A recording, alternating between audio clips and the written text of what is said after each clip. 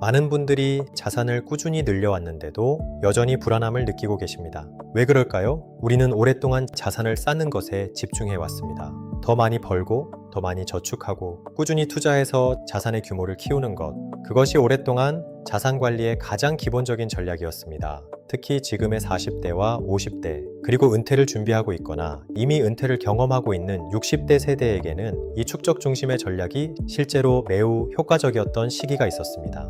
경제는 성장했고 부동산과 금융시장은 상승했으며 소득 역시 꾸준히 증가하던 시대였습니다. 열심히 일하고 꾸준히 저축하고 장기 투자만 이어가도 자산은 자연스럽게 늘어나는 구조였습니다. 하지만 어느 순간부터 사람들은 다른 질문을 하기 시작합니다. 이 자산으로 앞으로 얼마나 살 수 있을까? 은퇴 이후에도 안정적인 현금 흐름이 가능할까? 언제부터 자산을 사용해도 되는 걸까? 그리고 이 자산을 다음 세대까지 어떻게 이어갈 수 있을까? 문제는 많은 사람들이 이 질문에 명확하게 답하지 못한다는 점입니다. 왜냐하면 우리는 처음부터 인출을 고려하지 않은 차에 자산을 쌓아왔기 때문입니다. 우리는 자산을 만들 때 그 자산이 어떤 방식으로 사용될 것인지, 어떤 속도로 인출될 것인지, 얼마나 오래 지속되어야 하는지에 대해 거의 생각해 본 적이 없습니다. 그 결과 우리는 지금 이상한 상태에 서 있습니다. 자산은 충분히 쌓였는데 그 자산을 어떻게 사용해야 하는지는 모르는 상태. 그래서 사람들은 비슷한 질문을 반복하게 됩니다.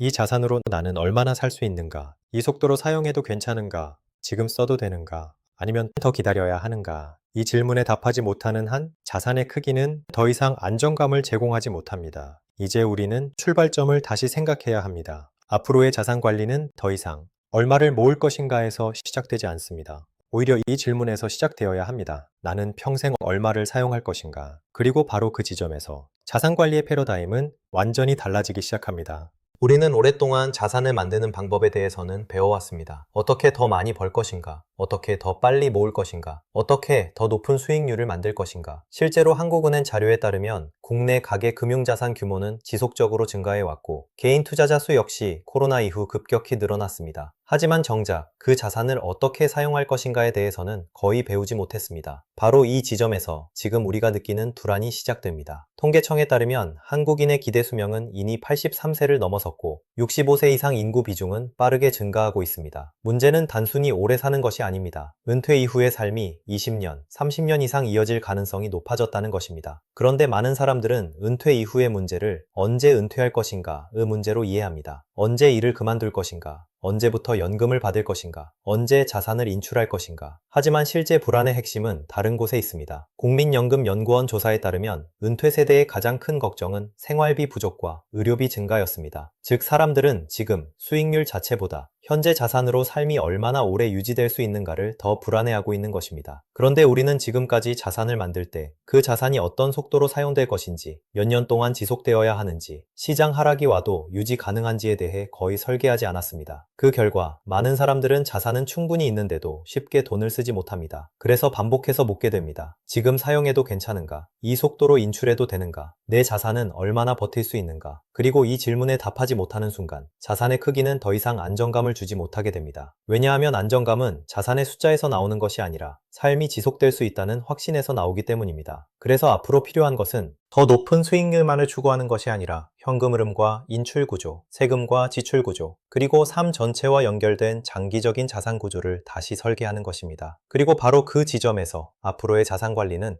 지금과는 전혀 다른 방향으로 움직이기 시작합니다. 앞으로의 자산 관리는 지금과는 전혀 다른 방향으로 움직이기 시작하고 있습니다.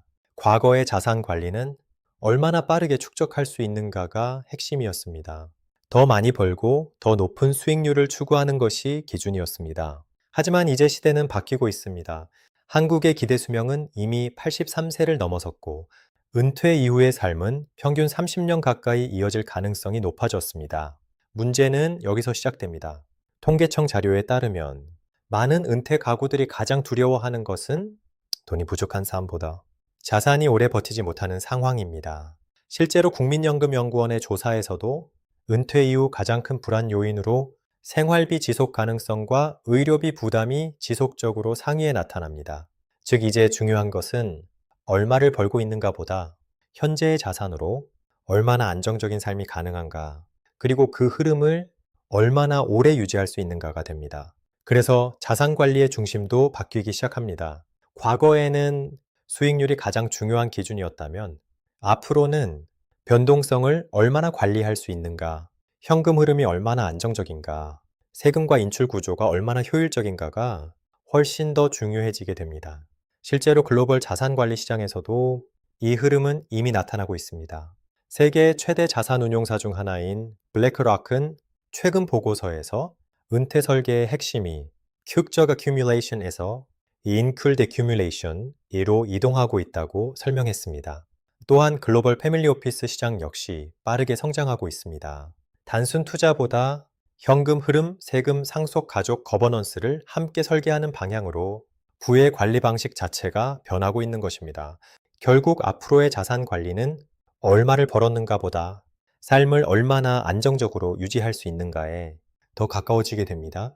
그리고 이 과정에서 자산의 역할도 달라집니다. 자산은 더 이상 단순히 늘려야 하는 숫자가 아니라 은퇴 이후의 삶, 가족과의 시간, 건강과 여유, 그리고 다음 세대로 이어지는 흐름까지 연결하는 삶의 기반이 되기 시작합니다. 그래서 앞으로는 무엇을 사야 하는가보다 어떤 구조를 만들어야 하는가가 더 중요해지게 됩니다.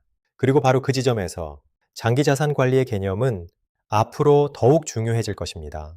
지금 우리는 아주 큰 변화의 흐름 앞에 서 있습니다. 과거의 자산 관리가 얼마를 더 모을 수 있는가에 가까웠다면 앞으로의 자산 관리는 그 자산을 어떻게 유지하고 어떻게 사용할 것인가에 더 가까워지게 됩니다. 그리고 이 변화는 단순한 투자 방식의 변화가 아니라 삶과 은퇴, 현금 흐름과 자산 승계, 그리고 미래를 준비하는 방식 자체를 바꾸게 될 것입니다. 실제로 행동경제학에서는 사람들이 자산을 충분히 보유하고 있어도 쉽게 소비하지 못하는 현상을 설명합니다. 노벨 경제학상을 받은 리처드 세일러의 멘털 어카운팅 이론에 따르면 사람들은 돈을 단순한 숫자가 아니라 심리적인 계정으로 구분해 인식합니다. 특히 오랜 시간 축적한 자산일수록 써야 하는 돈이 아니라 지켜야 하는 돈으로 인식하게 됩니다. 그래서 자산이 늘어나도 심리적 안정감은 생각만큼 커지지 않습니다.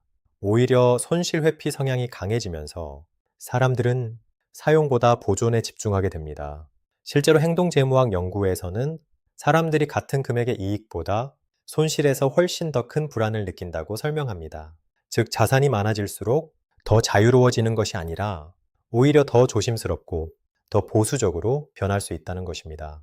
그리고 이 현상은 한국의 금융문화와도 연결됩니다. 한국의 금융교육은 오랫동안 저축, 투자, 수익률, 절세 중심으로 발전해 왔습니다. 반면 글로벌 재무설계 이론에서는 은퇴 이후 자산 관리의 핵심을 축적보다 지속 가능한 인출에 더 가깝게 설명합니다.